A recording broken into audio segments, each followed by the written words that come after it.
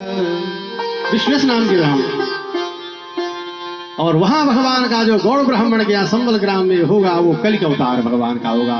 सफेद धवल घोड़े पर भगवान आएंगे, सांवले रंग के भगवान होंगे, वो अवतार होना बाकी है। भवने विष्णु यशस्य कल की प्रादुर्भविष्यते, यह अवतार होगा।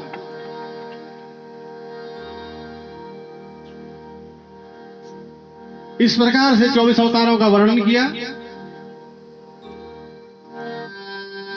और 24 अवतारों का जब वर्णन किया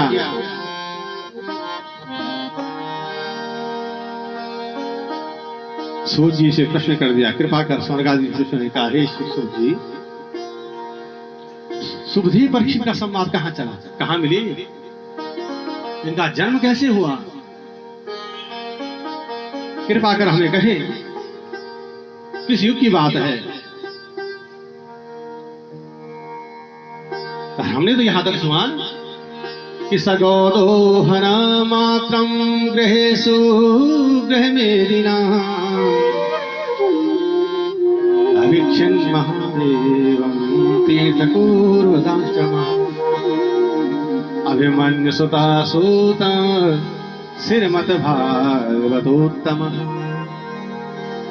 अरे भैया, जितनी देर में गाय दुहाती है, गाय को दोहते हैं लोग, इतनी देर तक सुखदेव जी किसी के घर पे नहीं रुकते थे।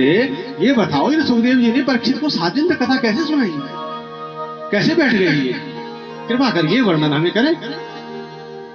जो आदमी गाय दुहाने तक नहीं रुकता, वो इतनी देर कैसे रुका। और इन परीक्षित जी की जन्म कर्म की कथा, इनका जन्म कैसे हुआ, किसके पुत्र थे, क्या थे, सुखदेव जी किसके पुत्र थे, कैसे इनका जन्म हुआ, कृपा कर एक एक करके वर्णन हमें करें। कहते हैं, एक बार व्यास जी ने पूरे पुराण लिख दिए, भागवत पे बात चल रही है, लिख रहे हैं, लेकिन मन खिन्न है। सब कुछ लिखा पर कुछ लिख नहीं पाया, मन संतोष नहीं है। सब कुछ करने के बाद कई बार होता है ना, आदमी सब कुछ काम करता है लेकिन मन संतुष्ट नहीं होता। ऐसे व्यास जी ने 18 पुराणों को लिखते लिखते 17 पुराण लिख दिए, 18 पुराण, संतुष्ट नहीं है 17 पुराणों के बाद। ऐसा क्यों? भागवत की, महाभारत की रचना तक कर दी। कहा व्यास जी का आश्रम है, बोला सम्याप्रशास्त्र, बद्रीनाथ जी के ठीक सामने व्यास गुफा के नाम से जानी जाती है, जहां से सरस्वती नदी निकलती है। कहते हैं, एक दिन पाराशर मुनि कहीं जा रहे थे, और जब पाराशर मुनि जा रहे थे तो यमुना जी बीच में पड़ी, नदी पार करनी थी। तो वहां पर जो नदी पार करवाने वाले थे, उनको समय नहीं था। कन्या से कहा, जाओ पाराशर मुनि को नदी पार करवा दो, नौका तुम चलाओ। कहते हैं उस नाविक की कन्या ने नाव के शुरू करी, पाराशर मुनि बैठ गए। पाराशर मुनि कुछ ही दूरी पर चले होंगे कि इस पर आसक्त हो गए, कन्या पर। कन्या ने कहा, भैया मुझ पर मछलियों की गंध आती है, मत्स्य गंधा है इसका। हे मुनि, मैं दिखने में सुंदर नहीं, मेरे पिता देख रहे हैं, आप क्या करें?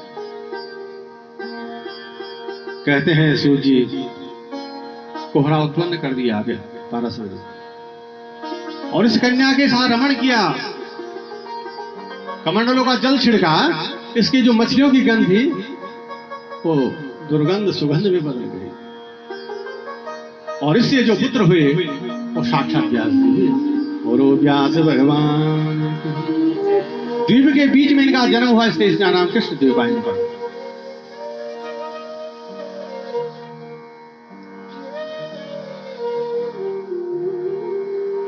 इस प्रकार उनकी जन्म की कथा कही।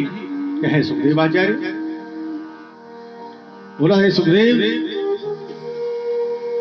एक बार मां पार्वती के मन में आया, नारद जी ने विवाद डाल दिया।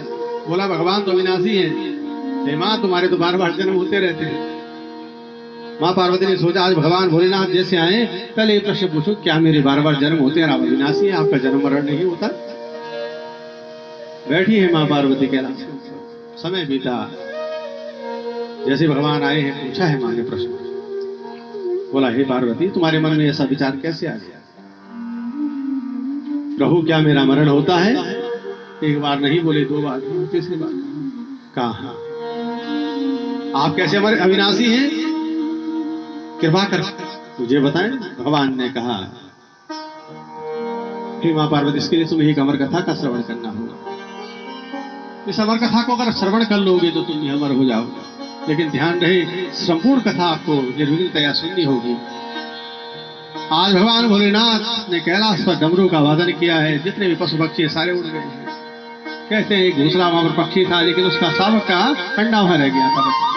भगवान ने सोचा, ये शावक का इससे क्या हो जाएगा? हे मां, आप बीच बीच में हुंकार देते रहना कि मुझे पता चले कथा चल रही है। भगवान नेत्र बंद किए और भगवान की दिव्य अमर कथा प्रारंभ कर दी।